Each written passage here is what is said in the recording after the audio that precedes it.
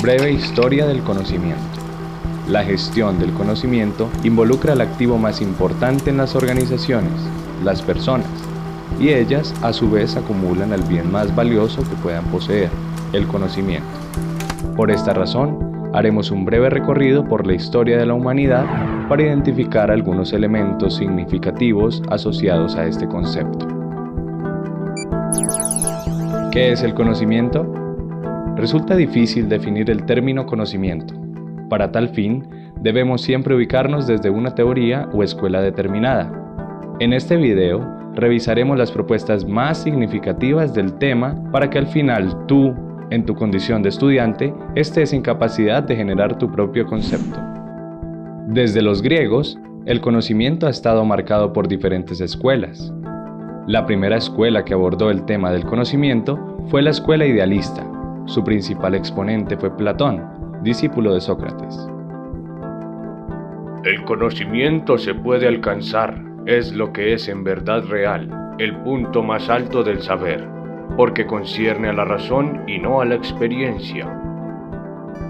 Casi medio siglo después, Aristóteles, filósofo empirista, se opone a las ideas de Platón y afirma que el conocimiento se deriva de la experiencia, comienza con los sentidos y sus captaciones son las imágenes.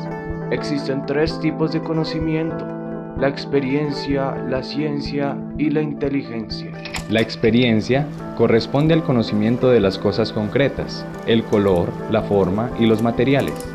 La ciencia se refiere al conocimiento que adquirimos cuando al observar las cosas nos hacemos preguntas como ¿quién las hizo? ¿Cómo están hechas? ¿Para qué están hechas? ¿Cómo se hacen? Es decir, captamos la esencia del ser de las cosas. La inteligencia tiene que ver con el conocimiento de los primeros principios. Es la sabiduría que nos llega a través de la intuición. Siglos más adelante, en la Edad Media, los doctores de la Iglesia lideran las corrientes filosóficas incorporando al pensamiento occidental el idealismo y el empirismo. San Agustín fue un doctor de la Iglesia quien hace suyas las ideas de Platón y considera como único conocimiento verdadero el de las formas universales, manteniendo en contra de los escépticos la posibilidad de conocer la verdad. El único conocimiento verdadero es el de las formas universales, para lo cual se deben usar las verdades matemáticas. Avanzando en el tiempo, surge la obra de Santo Tomás de Aquino, principal exponente de la escolástica, sistema de ideas y creencias influenciado por el pensamiento de Aristóteles. Creo que la percepción es un punto de partida y la lógica el procedimiento intelectual para llegar al conocimiento fiable de la naturaleza. Tras los oscuros años de la Edad Media, llega el siglo XV. Se da el descubrimiento de América. Surgen diferentes corrientes filosóficas como el Renacimiento, racionalismo y empirismo. Durante este periodo histórico, tienen lugar cambios muy importantes que afectan a todas las ciencias. Se produce un salto desde la concepción medieval teocéntrica, es decir, una mirada centrada en Dios, hasta una visión del mundo antropocéntrica en la que el hombre es el autor de su propio destino por medio de su trabajo. En la filosofía, la escolástica es incapaz de responder de un modo satisfactorio a hechos fundamentales de la naturaleza, de la vida social y espiritual del hombre. El astrónomo polaco Nicolás Copérnico fue ante todo el iniciador de la revolución científica que acompañó al Renacimiento europeo. La sistematización de la física generó un profundo cambio en las convicciones filosóficas y religiosas. Copérnico elaboró un sistema astronómico heliocéntrico en el cual la Tierra orbitaba en torno al Sol, en oposición con el tradicional sistema tolemaico, en el que los movimientos de todos los cuerpos celestes tenían como centro nuestro planeta. El modelo heliocéntrico de Nicolás Copérnico fue una aportación decisiva a la ciencia del Renacimiento. La observación de la admirable sincronía entre los cuerpos celestes me ha permitido llegar a la teoría heliocéntrica. El empirismo es una doctrina filosófica que se desarrolló en los siglos XVI y XVII contraponiéndose al racionalismo, con el fin de concretar el origen del conocimiento, realizando descripciones fenomenológicas del mismo para encontrar los elementos que la constituyen. En el siglo XV aparece Sir Francis Bacon, de la escuela empirista, quienes suponen una pérdida de confianza en la razón, reduciendo la misma a la percepción sensorial y tratando de demostrar que el conocimiento sensible es el único conocimiento válido. Bacon rechazó el método escolástico, que se guiaba solamente por la razón, y propuso la experiencia metódica. Considero que el conocimiento es poder, no mero argumento u ornamento. Siguiendo la línea empirista, Hobbes elaboró un amplio sistema de metafísica materialista que aportó una solución al dualismo del problema mente-cuerpo, al reducir la mente a los movimientos interiores del cuerpo. El origen de todos los pensamientos está en los sentidos, lo que vemos, olfateamos, tocamos, escuchamos o probamos. Otra mirada de la escuela empirista es la de John Locke, quien desarrolla una crítica del conocimiento. Lo que distingue al hombre y le coloca por encima de cualquier otra realidad es su conocimiento intelectual. El conocer mismo es objeto de conocimiento. Los argumentos de George Berkeley pueden considerarse tanto empiristas como idealistas. Es el autor de la frase esse es percipi, ser es ser percibido. Los objetos de nuestro conocimiento son las ideas, y éstas se reducen a sensaciones. El naturalismo empírico de David Hume señala los límites del conocimiento y se percata de la imposibilidad de una fundamentación última del conocimiento humano. Sostengo que la razón no es ni debe ser otra cosa que la esclava de las pasiones, y no debe aspirar a otra misión que a la de servirlas y obedecerlas.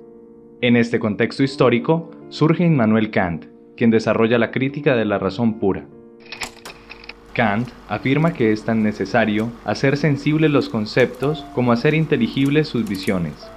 Ambas capacidades no pueden intercambiar sus funciones. Solo cuando una y otra se unen puede surgir el conocimiento. Creo que las ideas sin contenido resultan vacías, mientras que las visiones sin conceptos resultan ciegas. La corriente opuesta al empirismo se denomina racionalismo, cuyo mayor exponente es René Descartes, considerado el padre del racionalismo. Enuncio que cogito ergo sum, pienso, luego existo. Spinoza continúa con el paralelismo físico-matemático. La obra de Spinoza, La Ética, es el punto culminante del racionalismo deductivo basado en el sistema geométrico de los elementos de Euclides. Su filosofía parte de la identificación de Dios con la naturaleza, Deus sive natura, y representa el mayor exponente moderno del panteísmo. Llevó al extremo los principios del racionalismo. Toda mi filosofía se deduce de la definición de la sustancia como aquello que es en sí mismo y se concibe por sí mismo, por lo que solo podría existir una sustancia, la divina. Leibniz, en sus distintas publicaciones, postula que el conocimiento humano implica el descubrimiento dentro de nuestras propias mentes de todo lo que es una parte de nuestro mundo.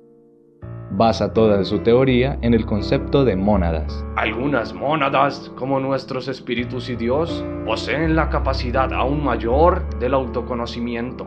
Dentro de la corriente empírica clásica, tenemos las escuelas del positivismo clásico, el neopositivismo y el pragmatismo. El positivismo es una corriente filosófica que afirma que el único conocimiento auténtico es el conocimiento científico, y que tal conocimiento solamente puede surgir de la afirmación de las teorías a través del método científico. Sus representantes son Auguste Comte, Ernest Lass y Ernest Mach. Todo conocimiento puede reducirse por completo a sensaciones.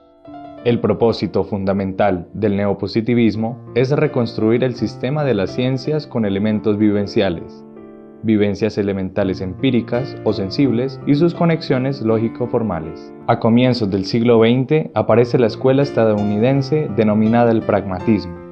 La actitud del pragmatismo es de desprenderse de las primeras cosas, causas, categorías, principios, sustancias, y fijarse en los frutos, efectos, resultados prácticos de las ideas.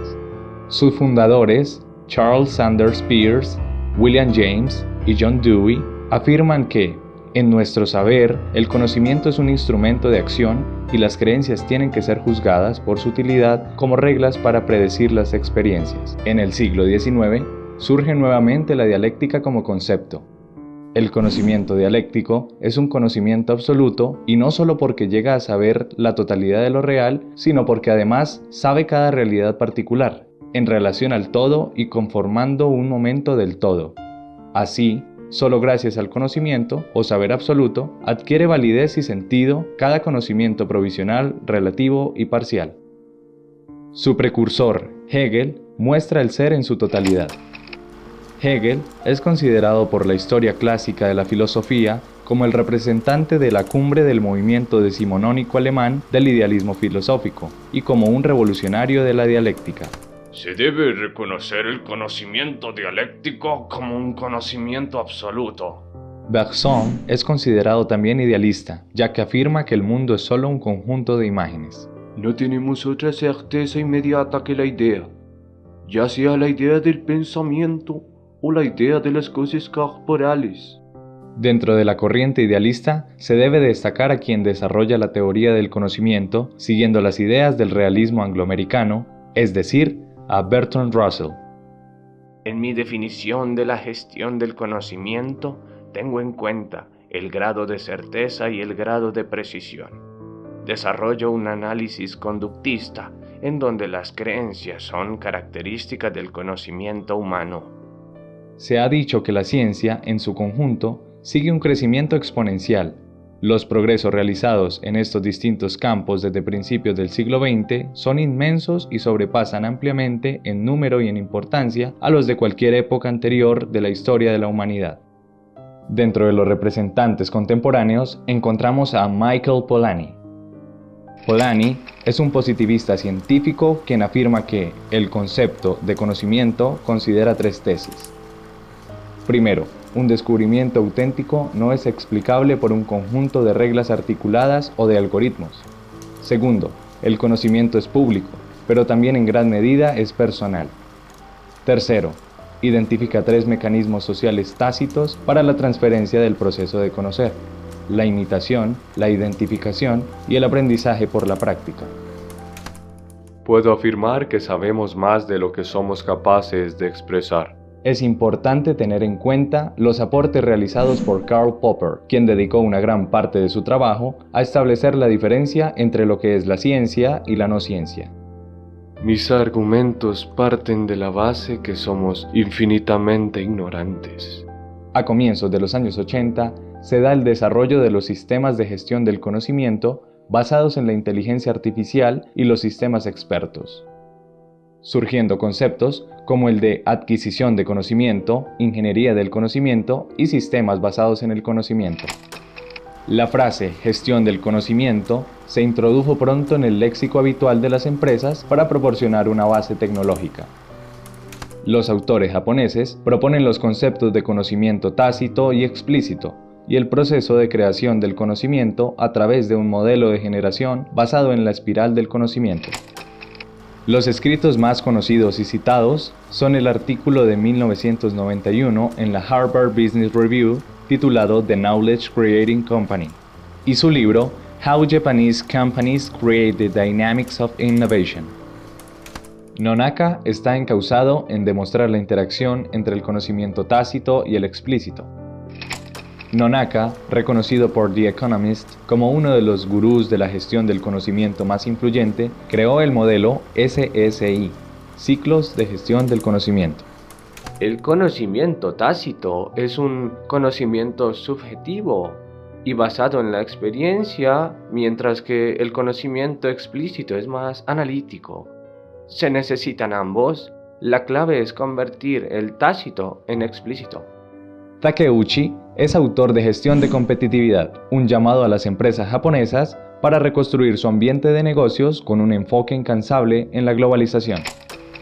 Takeuchi es coautor con Nonaka de lo que llamaron la espiral del conocimiento, donde aseguran que las ideas son compartidas, articuladas, reconfiguradas y comprendidas para finalmente dar lugar a una fuente fiable de nuevo conocimiento para la empresa. El éxito de las empresas japonesas se basa en una gestión efectiva del conocimiento y que estas prácticas son una ventaja competitiva frente a la industria occidental. Varios teóricos de la gestión de empresas han contribuido a la evolución de la gestión del conocimiento. Entre ellos, Peter Drucker, Paul Strassman y Peter Senge en los Estados Unidos. Drucker es considerado el mayor filósofo de la administración del siglo XX. Peter Drucker escribió múltiples obras reconocidas a nivel mundial sobre temas referentes a la gestión de las organizaciones, sistemas de información y sociedad del conocimiento, área en la cual es reconocido como padre y mentor. El término gestión del conocimiento se aplica a individuos que aportan su propio conocimiento profesional previamente adquirido a su trabajo. Zweig, considerado como el padre de la gestión del conocimiento, propuso la gestión del conocimiento de una manera más práctica que teórica. Zweig impulsó la idea de la gestión del conocimiento en sus escritos del 2004 para innovar en una nueva organización del trabajo basada en nuevas formas organizativas que garantizaran la interacción de los trabajadores del conocimiento en redes de creación de valor cuando las personas activan su conocimiento y por tanto generan valor o no para la organización, además de para sí mismos y para su entorno. El personal clave de las organizaciones de conocimiento es el que posee el conocimiento y por ende tiende a ser muy competente, con mucha formación o experiencia profesional. Senge hizo aportes importantes en la gestión del conocimiento, afirmando que una empresa inteligente es aquella que está organizada de forma consistente con la naturaleza humana.